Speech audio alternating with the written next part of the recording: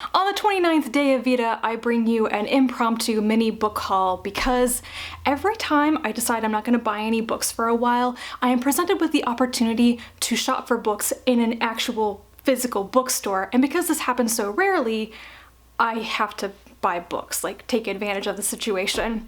All this is to say that last weekend I got to go book shopping in 2 different used bookstores and I bought some things. Also, I got a really pretty book that I pre-ordered and I'm so excited about, so let me show you that first. Starting off with the lovely new cover art SF Masterworks edition of The Left Hand of Darkness by Ursula K. Le Guin.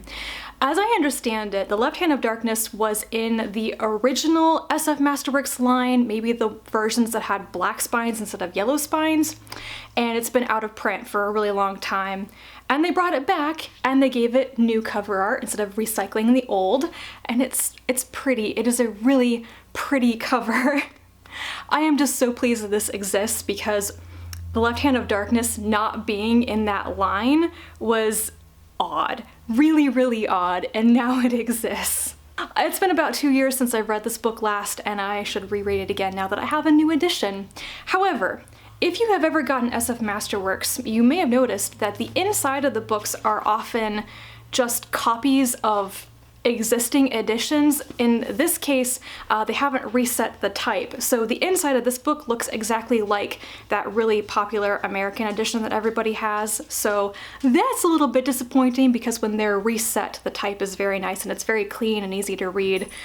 This is actually a good example of not resetting the type because it's still really readable, but there have been other editions of other books that have been a little funky, but mostly I have it because it has a yellow spine and it matches all my other SF Masterworks. Sometimes I am shallow like that. Speaking of shallowness where it comes to yellow spines, one of the used bookstores that I went to actually has used or remaindered copies of SF Masterworks and SF Gateway omnibuses, so half of this haul is going to be really predictable. I grabbed 3 SF Masterworks that I hadn't seen in the store before. The first one is The Fountains of Paradise by Arthur C. Clarke. I have read this book a couple of years ago and it wasn't my favorite thing by Arthur C. Clarke, but I felt like it was one of the more mature books I've read by him, especially where character development is concerned. I don't remember the intricacies of the plot.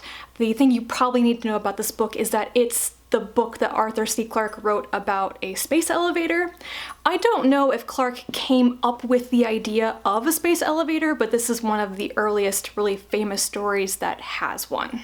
I finally own a book by George R.R. Martin, and it's not the one that you think it is. It's Dying of the Light. This book is very old. I think it's one of Martin's earliest works, and it is science fiction rather than fantasy. And if you are new here, let me pause a moment and tell you, I am never gonna read A Song of Ice and Fire. Like, never.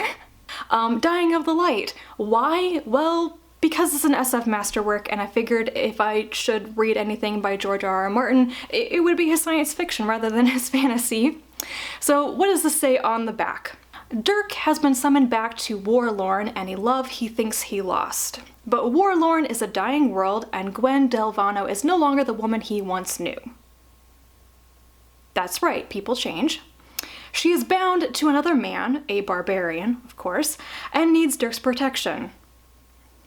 He will do anything to keep her safe, but an impenetrable veil of secrecy surrounds them all, making allies indistinguishable from enemies.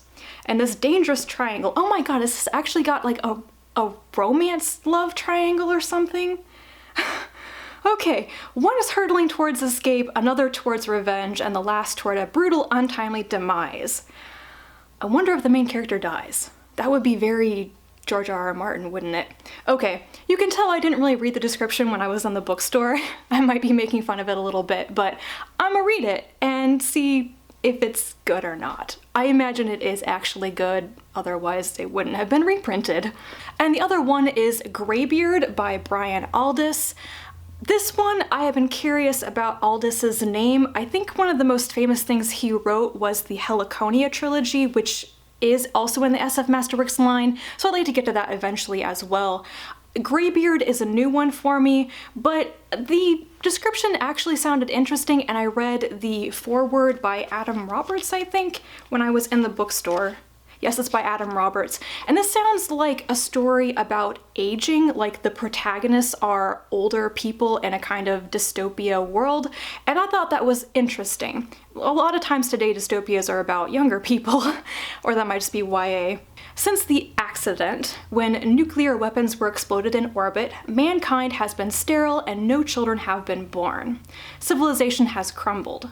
In scattered enclaves, the old live as best they can while nature overwhelms the cities and roads. Algie, Greybeard, and his wife Martha embark on a boat trip down the Thames to the sea, journeying through the strange new landscape, encountering extraordinary communities and people in search of hope. That just sounds like a very interesting story, more introspective one, perhaps, rather than adventure in space, but I'm down with this. I think this is going to be a very interesting book.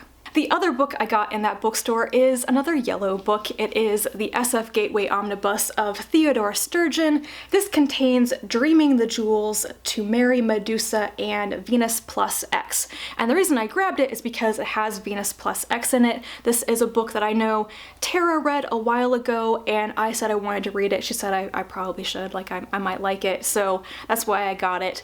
Theodore Sturgeon's name is also one of like the older SF writers of like the classic era and everything that I have been interested in reading. I think he's kind of up the generation of like Clifford D. Simak. Maybe I'm getting my time frames mixed up, but I am curious about his work quite a bit. Oh, this is interesting. The back of this says that Sturgeon was very well known for scripting the Star Trek episode Amok Time, which introduced the Vulcan mating ritual, the Pon farr. I did not know that. I've actually seen that episode. The other bookstore that I went to was very new to me. I'd never been there before, and it was kind of a new/used bookstore. It was also like super political hippie. And I found a couple of things there that I'm excited about having. The first one is not a book I'm going to actually read all the way through. It is the Cadfael Companion by Robin Whiteman. It doesn't have a dust jacket, so I got it for cheap. This is an encyclopedia of people, places, things, the history of the Brother Cadfael mystery series by Ellis Peters. That is a mystery series about a monk investigating murders and such in the 12th century in England in the Abbey at Shrewsbury. And I've read the entire series. I loved it. I will definitely reread some of those books in the future, and I thought I would just grab this to have on hand as a resource, because whenever I'm reading Brother Cadfael books or historical mystery stuff in general, I'm usually on Wikipedia trying to find things, and this will just be a nice reference material to have on hand. And while I was in the Ellis Peters section at the bookstore, I grabbed this book. This is Fallen into the Pit, the first Inspector George Fels mystery. And I grabbed it because it's the first in the series, and also I had no idea that Ellis Peters wrote another mystery series under this name. Her real name was Edith Pargeter, and Ellis Peters was just a pen name. I think she wrote other historical fiction under her real name. I actually have a couple of those books in the back room that I haven't read yet.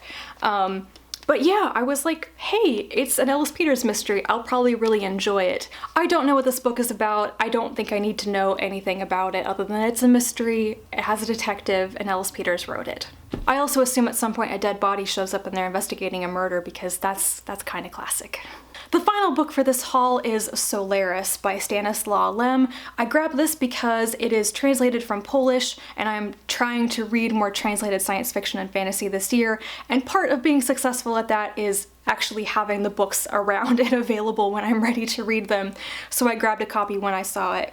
I believe that Solaris is one of the most popular classic translated science fiction novels. It's very well known, and I actually first learned about the story from the movie. I haven't seen the movie, but I've read about it, so I've wanted to watch the movie for a while, and I think I will definitely read the book and then watch the movie and compare them.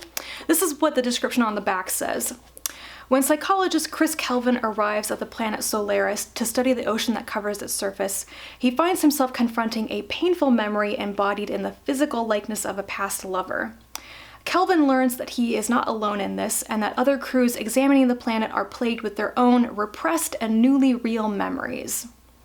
Long considered a classic, Solaris asks the question, can we understand the universe around us without first understanding what lies within? So it sounds like very psychological science fiction, which I enjoy. that is my impromptu book haul. A lot of science fiction, a lot of SF Masterworks as usual. They always make me so happy. If you have read any of these books and you think I should prioritize them, please let me know in the comments down below. I would love to hear from you. Thank you so much for watching. Only one more day left in Vita, oh my goodness. I will be back to talk to you again tomorrow for one last time. Well, not the last time, but the last time for Vita. And until then, bye.